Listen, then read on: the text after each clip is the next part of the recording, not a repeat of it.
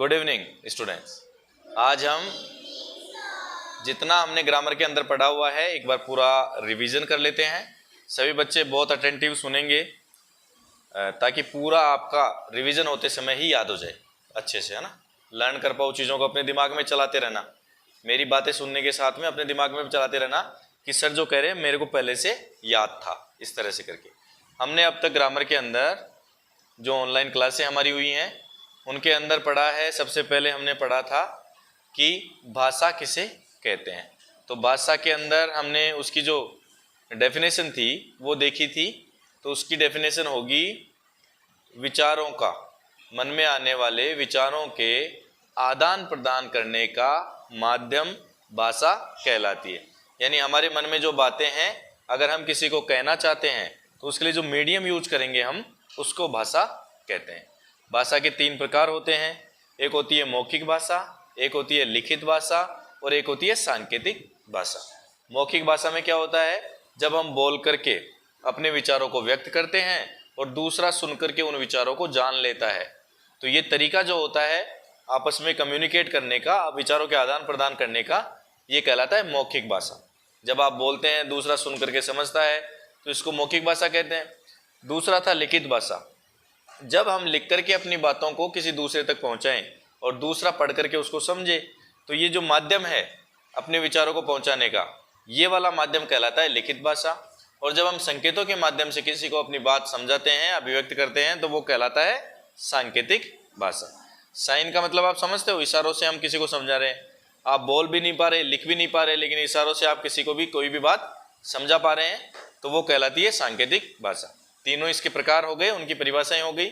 फिर नेक्स्ट हमने पढ़ा था कि वर्ण और ध्वनि किसे कहते हैं, दोनों में क्या अंतर है। तो पहला है वर्ण, ध्वनि किसे कहते हैं ये मान लीजिए। ध्वनि के लिए हम कहेंगे किसी भी भाषा की सबसे छोटी मौखिक इकाई को ध्वनि कहते हैं। किसी भी भाषा की सबसे छोटी मौखिक इकाई को ध्वनि कहते हैं। सेकंड है वर्ण, किसी भी भाषा की सबसे छोटी लिखित इकाई को हम वर्ण कहते हैं। ध्वनि और वर्ण के अंदर इतना ही अंतर है, एक है मौखिक इकाई सबसे छोटी, एक है सबसे छोटी लिखित इकाई। दोनों ही सबसे छोटी इकाइयां हैं, लेकिन एक होती है मौखिक और एक होती है लिखित। मौखिक का मतलब बोलने वाली, लिखित का मतलब लिखने वाली। समझ गए। उसके बाद हमने देखा था वर्ण के 2 प्रकार होते हैं। उनमें है पहला स्वर, दूसरा है व्यंजन। स्वर की परिभाषा हमने देखी थी, जिसके अंदर मैंने आपको बताया था कि ऐसे वर्ण जिनको लिखने और बोलने के लिए किसी अन्य वर्ण की सहायता की आवश्यकता नहीं होती। स्वर के लिए कह रहा हूं मैं। ऐसे वर्ण जिनको लिखने और बोलने के लिए किसी अन्य वर्ण की आवश्यकता नहीं होती, उनको हम क्या कहते हैं, स्वर। जैसे उदाहरण के लिए ए आ, ई ऊ ऊ, री भी है बीच में, है ना, ए आई ओ औ। काउंट करेंगे तो इनका नंबर, टोटल नंबर होता है 11। स्वर की कुल संख्या हिंदी में कितनी हो गई, 11। ठीक है। उसके बाद व्यंजन। तो व्यंजन के अंदर क्या होता है, ऐसे वर्ण जिनको लिखने के लिए या बोलने के लिए हमें स्वर की सहायता की आवश्यकता पड़ती है, उन वर्णों को हम व्यंजन कहते हैं। जैसे उदाहरण के लिए मैंने आपको पूरे अल्फाबेट जो थे वो बताए थे, क ख ग ग ग, च छ ज ज य, ट ठ ड ढ न, त थ द ध न, प फ ब भ म, य र ल व, स है। इस तरह से आपको भी याद होना चाहिए। तो कितने हैं टोटल व्यंजन, कितने हो गए थे, 33। ये हमने लास्ट की क्लासों में देख लिया है। उसके अलावा मैंने एक चीज और बताई थी आपको, संयुक्त व्यंजन। ऐसे व्यंजन जो 2 या 2 से अधिक व्यंजनों को मिला करके बनते हैं, उन्हें हम संयुक्त व्यंजन कहते हैं। और अब मैंने आपको बताया था संयुक्त व्यंजन 4 हैं, स, त्र, ग, स्र। किस किस से बनते हैं वो भी मैंने आपको बताया था। क्ष जो है वो क और स को मिलाकर बनता है। त्र जो है वो त और र को मिलाकर बनता है। घ जो है वो ज और य को मिलाकर बनता है। और स्र जो है वो स और र को मिलाकर के बनता है। ये हमने देख लिया था लास्ट क्लास तक। तो टोटल हमने एक वो बताया था मैंने कि वर्णों की कुल संख्या कितनी होती है। तो आपको पता होना चाहिए हिंदी में वर्णों की कुल संख्या 52 होती है, 52। हिंदी में स्वरों की संख्या कितनी होती है, तो हिंदी में स्वरों की संख्या 11 होती है। और मैं आपसे पूछूं कि हिंदी में व्यंजनों की संख्या कितनी होती है, तो 33 होती है। तो ये थोड़ा सा कंफर्म रखेंगे। मैंने आपको वो भी बता दिया था कि 4 और कौन से बच गए भाई, 33 और 11 मिला के कितने हुए, 33 और 11 मिला करके कितने हुए, 44। 4 संयुक्त व्यंजन कितने हुए, 48। 44 में 4 मिलाएंगे तो कितने हो जाएंगे, और 4 मैंने आपको अलग से बता दिए थे कि कौन कौन से, अंग, अह, ढ और ढ, 4 वो हो गए। तो टोटल मिला के कितने हो गए थे, 50। ये हमने आज तक की क्लासों में देख ली। ये 5 मिनट का टाइम हुआ है, हमने पूरा रिवाइज कर लिया। आप सभी बच्चों को भी 5 मिनट के अंदर दिमाग में ये सारी चीजें याद रहनी चाहिए। जब कभी मैं आपसे कहूं कि बच्चों मेरे को रिवाइज करके बताओ, तो आप सब फ्लो में, जैसे मैंने बोल के बताया ना, आप सबको इतने अच्छे से लर्न करना है कि आप सारे मेरे सामने खड़े होके, कैमरे के सामने, मैं आपको कैमरे के सामने खड़ा कर दूं तो आप सारा बोल पाओ। इस तरह से लर्न कर लेंगे सब। आज हम पढ़ेंगे शब्द किसे कहते हैं और वाक्य किसे कहते हैं। अब तक की क्लासों में जो पढ़ा था उससे नेक्स्ट का स्टेप है शब्द किसे कहते हैं और वाक्य किसे कहते हैं। तो क्लास शुरू करते हैं।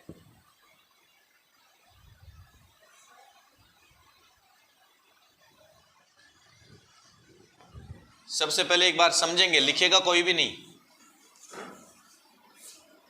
बोर्ड पे देखते नहीं बेटा।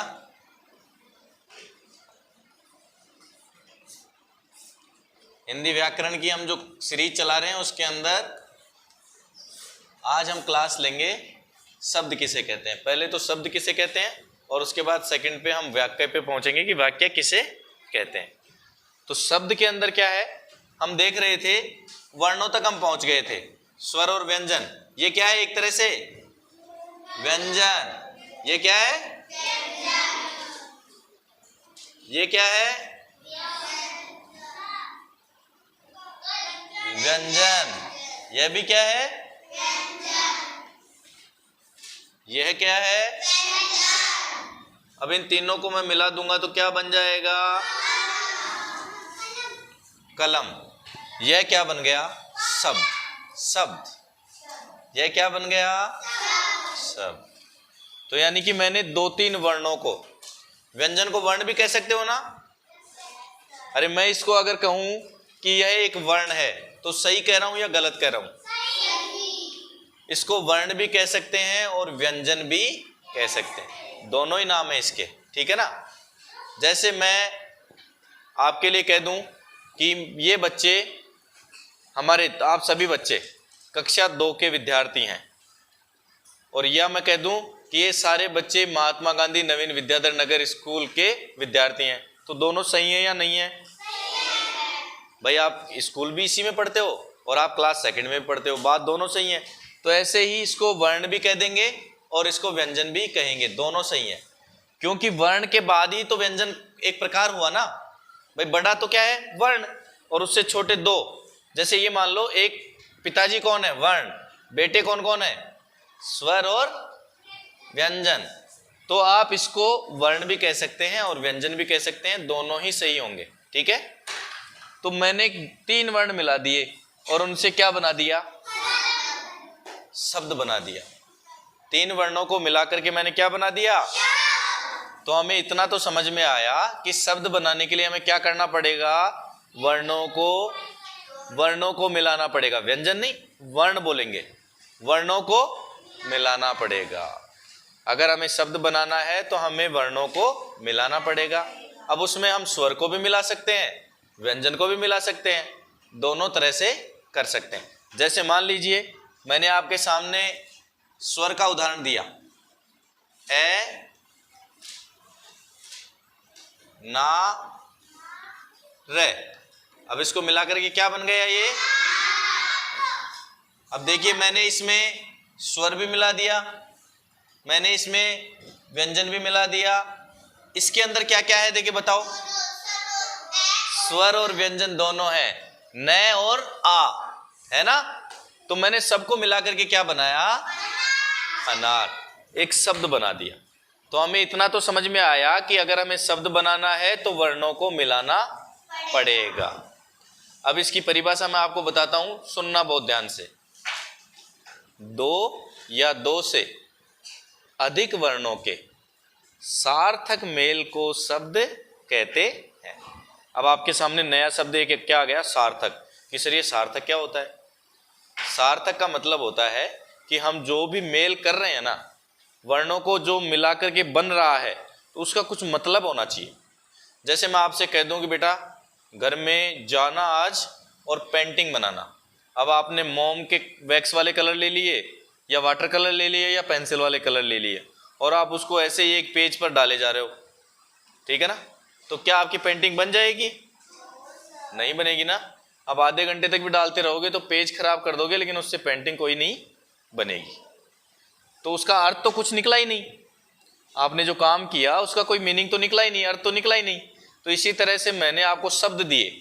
मान लीजिए मैंने आपको शब्द दे दिया कलम, अब आपने मिला करके उससे बना दिया लकम।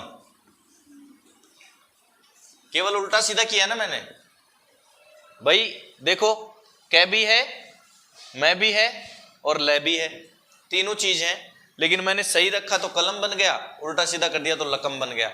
लकम तो कोई शब्द होता ही नहीं है, कभी सुना है आपने? तो जिसका कोई अर्थ ही नहीं हो ना, ऐसा मेल कभी शब्द नहीं बनता। उसका कुछ ना कुछ अर्थ निकलना चाहिए। जैसे मैंने कलम बोला तो कलम से आप समझ सकते हैं कि सर पेन को हम कलम भी कहते हैं। इसी तरह से, अच्छा इसका एक तरीका और बताओ। मैंने आपको 3 वर्ण दिए, इसी का मेरे को एक तरीका और बताओ कि इसको जोड़ करके आप और कौन सा बना सकते हो? कमल बना सकते हो। बहुत अच्छे बेटा। वो भी क्या होगा? शब्द होगा। कमल भी क्या होगा? लेकिन मैं बना दूं लकम, मकल, मकल भी नहीं होगा शब्द, लकम भी नहीं होगा। तो उसका कुछ ना कुछ मीनिंग निकलना चाहिए, तभी उसको हम शब्द कहेंगे। तो सभी बच्चे अपने ग्रामर की कॉपी निकाल लो, शब्द की परिभाषा हम लिखने जा रहे हैं।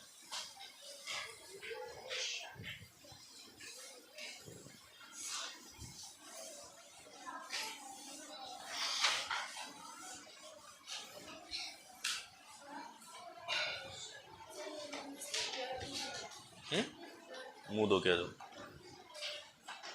हाँ बेटा, सबसे पहले हम शब्द की परिभाषा लिखेंगे। क्या लिखेंगे? हेडिंग डाल लो ऊपर हिंदी व्याकरण, हिंदी व्याकरण के नीचे लिख लो शब्द। शब्द लिख लेंगे बेटा ना, और शब्द के नीचे फिर यहां नीचे लिख लो परिभाषा। परिभाषा क्या है शब्द की? दो या दो से अधिक, कम से कम दो तो होने ही चाहिए, दो या दो से अधिक वर्णों के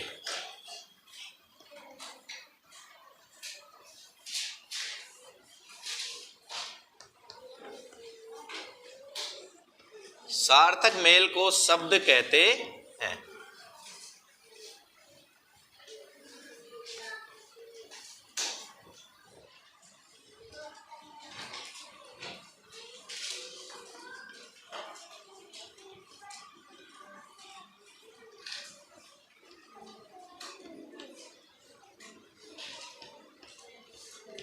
नोट डाउन करें बेटा, और अशुद्धियों का ध्यान रखना।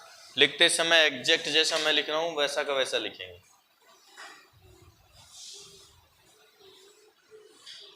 दो या दो से अधिक वर्णों के सार्थक मेल को शब्द कहते हैं। नोट डाउन कर लो आराम से।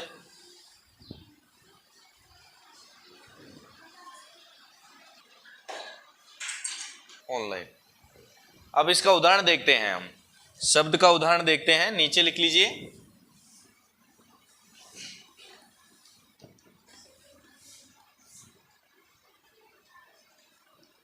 जैसे मैंने लिख दिया पे नी रे, जोड़ करके क्या बनाया? पनीर। तो पनीर क्या बन गया? एक शब्द बन गया। अगर मैं इसको ऐसा ही जोड़ देता उल्टा सीधा तो इससे शब्द नहीं बनता। जैसे मान लीजिए पनीर की जगह मैं इसको जोड़ना चाहूं रनीप, तो रनीप तो कोई शब्द बना ही नहीं, इसका कोई मतलब नहीं है। तो जिसका कोई मतलब नहीं है वो शब्द नहीं है। लिख लो बेटा, ये सही है अभी।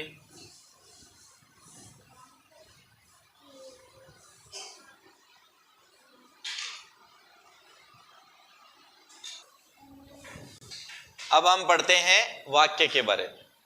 हमने शब्द पढ़ लिए, शब्द किसे कहते हैं वो जान लिया, उसको याद करने की कोशिश भी की और कुछ बच्चों के याद हो भी गया होगा। अब इसी तरह से बहुत सरल और छोटी सी परिभाषा है वाक्य की, वो भी देखते हैं। हमने वर्णों की देखी, पहले वर्णों को मिलाया और उनको मिला करके शब्दों को बनाया। वर्णों के मेल से क्या बने? शब्द। अब हम शब्दों को मिला करके क्या बनाएंगे? वाक्य। तो पहले वर्ण, फिर शब्द, फिर वाक्य। मैंने आपसे कहा था ना सबसे छोटी इकाई है, तो सबसे छोटी तो कौन है? वर्ण। वर्ण मिले तो शब्द, शब्द मिले तो वाक्य। तो वाक्य की परिभाषा सुनना बेटा। हाँ, फिर वो बताऊंगा मैं। बहुत सारे वाक्यों को मिलकर के क्या बन जाता है? तो वाक्य की परिभाषा हो गई दो या दो से अधिक। ध्यान से सुनना। जैसे वर्ण की, शब्द की परिभाषा थी ना, दो या दो से अधिक वर्णों के मेल से बने सार्थक क्या? दो या दो से अधिक वर्णों के सार्थक मेल को हम शब्द कह रहे थे। यहां वाक्य की परिभाषा में कहेंगे दो या दो से अधिक शब्दों के सार्थक मेल को क्या कहते हैं? वाक्य। अंतर क्या हुआ? देखो, सेम परिभाषा है शब्द की भी और वाक्य की भी। अंतर यह हो गया कि शब्द की परिभाषा में हमने बोला था दो या दो से अधिक वर्णों के सार्थक मेल को, यहां हम बोल रहे हैं दो या दो से अधिक शब्दों के सार्थक मेल को वाक्य कहते हैं। जैसे मान लीजिए मैंने आपके सामने वाक्य एक बनाया, शगुन बाजार जाती है। अब इसका कोई मतलब निकल रहा है या नहीं निकल रहा है? हमें पता चल रहा है ना सुन के कि शगुन बाजार जाती है। मैंने दूसरा एक सेंटेंस बना लिया, पूर्वी खाना खाती है। यहां सेंटेंस क्या बन गया? पूर्वी खाना खाती है। पूरा सेंटेंस बना, इसका कुछ मतलब निकला। जैसे मैं आपसे कह दूं, सार्थक का मतलब होता है उसका कुछ मतलब निकलना चाहिए, कुछ मीनिंगफुल होना चाहिए वो। जैसे मान लो मैं आपसे कह दूं यही वर्ड, शगुन बाजार, छोड़ दूं यहीं पे शगुन बाजार, या फिर मैं कह दूं शगुन जाति बाजार है। इसका कोई मतलब निकल रहा है क्या? शगुन जाति बाजार है। मेरा विद्याधर नगर घर, रहना, पढ़ता, काम, ऐसे जोड़ जोड़ के मैंने बता दिए। शब्द तो हैं ये सारे, लेकिन इनसे कोई वाक्य बन रहा है क्या? नहीं बन रहा। ऐसे ही मैं एनोनिमस आपके सामने बहुत सारे शब्दों को बोल दूं, कलम, लकम, रपट, और इसके बाद पेड़, पौधा, शीशम, नीम कह रहा हूं। अब इससे कोई वाक्य बन रहा है? शब्द तो बहुत सारे मिला दिए मैंने, दो या दो से ज्यादा शब्द तो हो गए, लेकिन मतलब उसका कुछ भी नहीं निकला। तो वाक्य वही होगा जिसमें शब्दों को मिलाने के बाद उसका कुछ ना कुछ मतलब निकले। लिख लो वाक्य की परिभाषा। जैसे शब्द आपने टॉपिक डाला था ना, वैसे वाक्य टॉपिक डालो बीच के अंदर, पेज के बीच में, उसी के नीचे, शब्द के नीचे ही वाक्य की परिभाषा।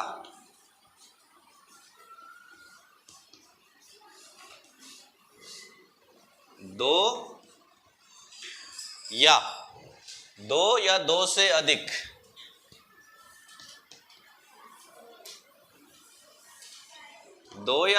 अधिक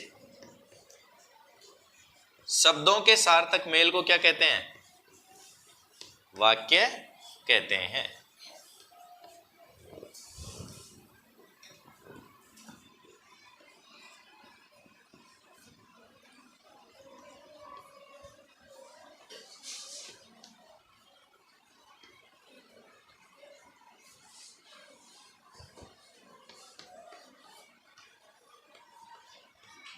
इसका उदाहरण भी लिख लो बेटा।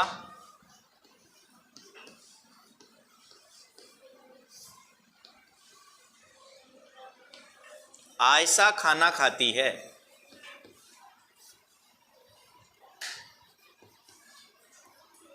आयशा खाना खाती है, यह इसका उदाहरण है। लिख लो। इनको सबको लर्न करने की कोशिश करेंगे घर जा करके, सबको रिवाइज करेंगे। ठीक है, आज की क्लास में हम इतना ही पढ़ेंगे, इससे आगे की क्लास होगी कल।